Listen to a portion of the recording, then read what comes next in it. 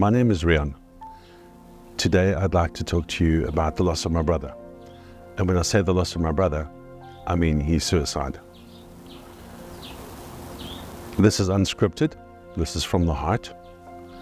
I've had it on my heart to do this little testimony video since it happened. So forgive me for not having always the right words. Like I said, it's not scripted. It's from the heart. So first of all, this is for those who are thinking about taking their life. My brother was my younger brother by about 14 years. His name was Robert, or as everybody called him, Bobby.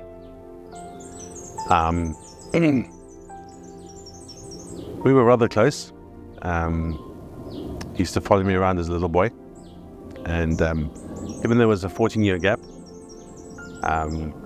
him and I were always into Superman. Hence the Superman theme. And yeah, I left home. He was still at school. And my mom was a single mom who did the best she could with me and with him. This video is, like I said, is about those who are thinking about taking their life. I don't know you. I don't know the struggles you are facing. I don't know the burdens you are bearing. But in a way, through my brother's suicide, there's a connection, I guess. What would I say to my brother if he was sitting in front of me right now? And I'm going to cry.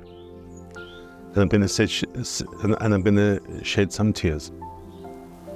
But like I said, this is not scripted. This is from the heart. My first thing I would say to him is, I love you more than you could possibly imagine.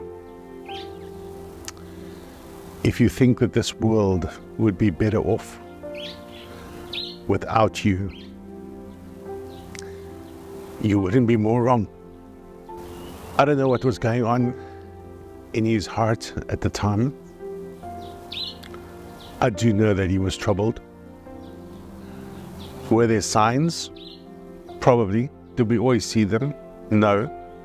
But back to what I would say to him again is that you are loved more than you can possibly imagine. You mean more than you could possibly imagine. Your impact in this world is mind-blowing. Don't do it. Hardships come, but hardships go. Horrible things happen, but so do beautiful things happen. And if you're at a point in your life where you have no other, or you feel that you have no other option, I can promise you this now, this world will be empty without you. You were created, and I mean created, for a purpose. Your life on this planet means more than you can possibly imagine. I don't know what background you come from. I don't know what you believe. But I can tell you this, that God, the Creator, wired you and put you here for a reason. That reason is not always clear. I've been a Christian most of my life. I grew up in a Christian home, in a Christian church. As a young man, I decided in school already to follow Jesus. And my life changed forever. I've been through some good things, and I've been through some terrible things. I'm now 51. And there is nothing in this world that I could imagine more important than knowing that Jesus Christ loves me and died for me. And I want to tell you, whoever you are, man or woman, whatever you're contemplating right now, to take your life, it's not worth it. You have purpose, you have meaning, because Jesus, God, created you and put you here. Jesus hung on a cross for what we call us sinners. to save us from this world and from ourselves. And you have meaning, you have purpose. Your darkest night, your darkest day, whatever you're facing, He can carry you through.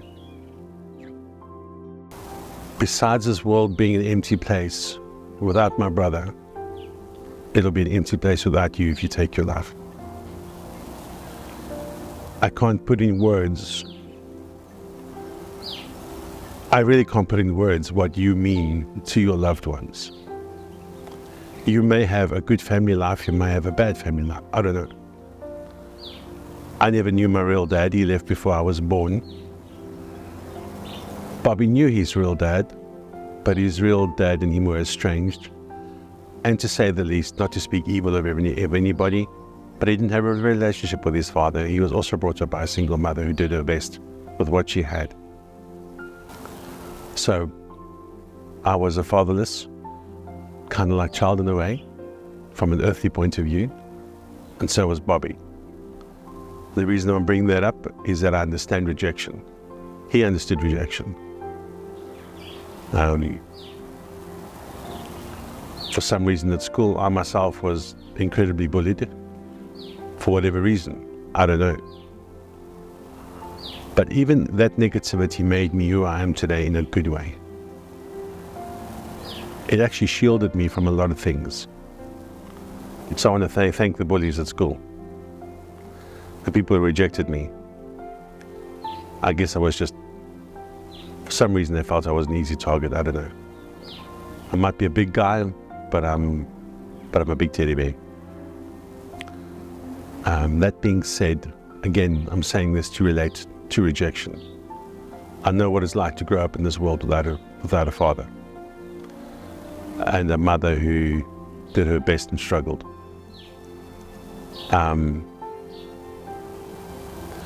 So the hurt that you're facing, the burdens you're bearing, there is hope. There is truly, truly hope. This world is hard. This life is hard. But it's not so hard that you need to take your life. Again, I cannot stress in words what you truly mean. But again, you are not an accident, even if you were unplanned, even if you got a terrible relationship with your parents, even if you were given up for adoption, even if you are because of a rape, whatever the most horrific circumstances you can think of. If you are breathing today, thank God that your parents chose to have you. Thank God that you are here. And the world will definitely be a darker place without you. Sorry for the little edits in between. Like I said, this is unscripted, this is from the heart. So again, to my brother Bobby, if he was sitting in front of me, I would also want to say, besides the rejection, besides the hardships, besides the financial problems, besides the relationship heartache that I know you had,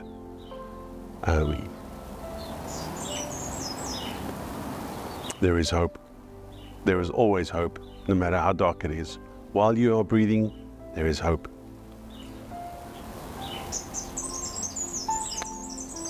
What I would tell Bobby now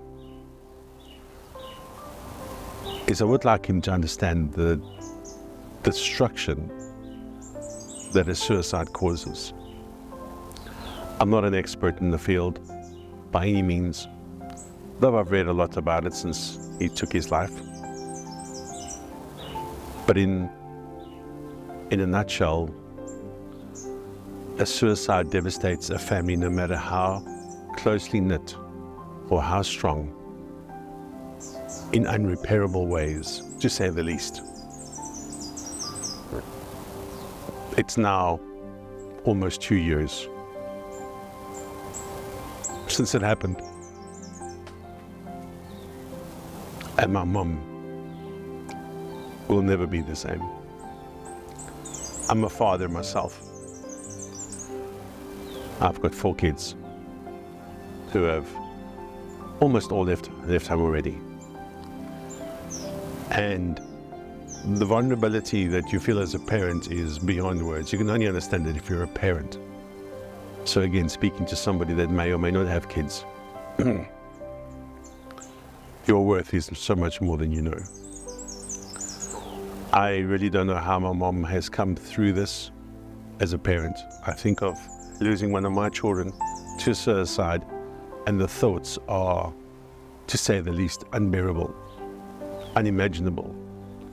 I look at my brother's passing as a sibling who's lost a brother, and it's hard enough. In the almost 2 years, it's probably about 18 months at this point in time, there isn't a day that she hasn't shed a tear. There isn't a day that I haven't thought about you.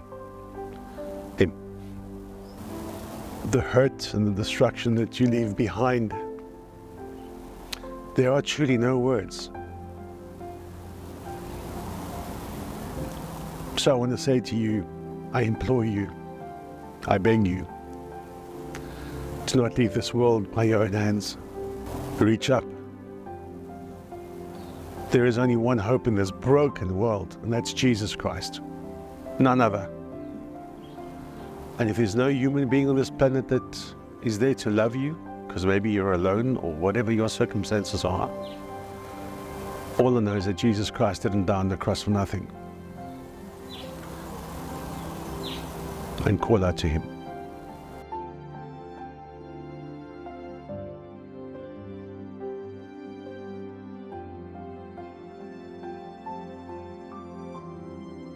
So a little bit more about how my brother took his life. I won't be sharing details, but he decided to hang himself. This happened at about 2 o'clock in the morning. It wasn't his first attempt. He had done some other stuff before where, now looking back, one could say, okay, there were signs. Do we know them at the time and see them at the time, or think it was a cry for help, or just a cry for attention? It's hard to say. I tried to speak to my brother many times about what truly matters in life, and he was not the kind of person who liked to talk about stuff like that. He was not the kind of person who liked to open up about stuff. There were things that happened to him as a child, through other family members that did things to him. The rejection of his own dad, the rejection of his own relationship that he had, the financial troubles. He didn't have it easy. But when you mix life's hardships with alcohol, drugs, heartache, you have a volatile mix that can take down anybody. It's genuinely a 10,000 piece puzzle. There is no one puzzle piece that says, this is the reason why he did it. Over his life, I guess all 10,000 pieces build up to that point. But again, I want to leave you with this. You are here for a reason. You were created with a purpose. And it was definitely not to take your own life. We don't understand a lot of things in this world because the answers are few and they don't come easy, if ever. But there are just enough roses in this world to make the thorns worth it. So I pray today that God through His Spirit will work in your heart.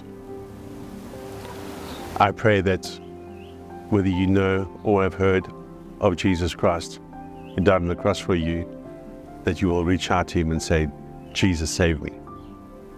The hole you leave behind, it is infinitely big. The damage you cause, indescribably large, devastating. So don't do it. Reach out to somebody, reach out to a lifeline, reach out to a local good Christian church where people care about your heart more than anything else. Reach out to a neighbor, a friend. There is going to be people in your life. If I look at my brother's life, There were so many people that he knew that I only got to know through this experience. They were amazing people, and any one of them would have been there for him in a second. So I pray with all my heart that you reach up to Jesus. But don't take your life. This world would be darker and worse off without you, whether you know it or whether you don't. And you probably don't if you're thinking about taking a life. Or maybe your problems are just so overwhelming that you can't see. You say, well, Rian, you don't understand what I've done. You don't understand where I am. And I don't, because I don't know you. I can speak from my own experience, and all I can tell you is that it's not worth taking your life. You are worth more than many, many sparrows.